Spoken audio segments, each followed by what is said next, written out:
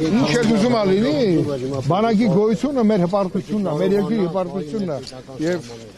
տարին ոչ թե մի անգամ, ամեն օր պետք է հպարտությամբ ապրենք։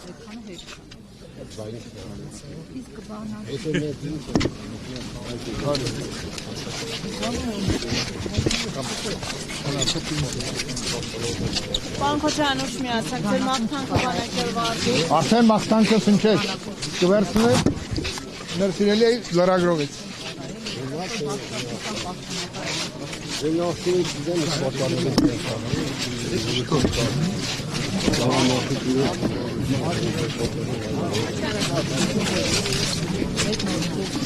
Չէ, երեք չեմ եկել, մենք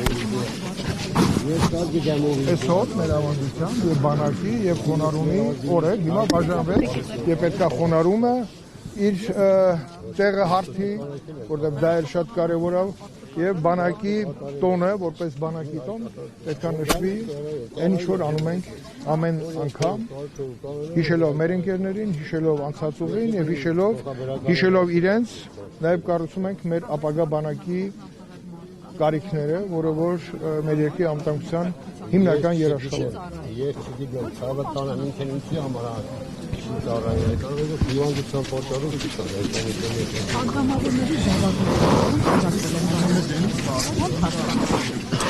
Անգամավորների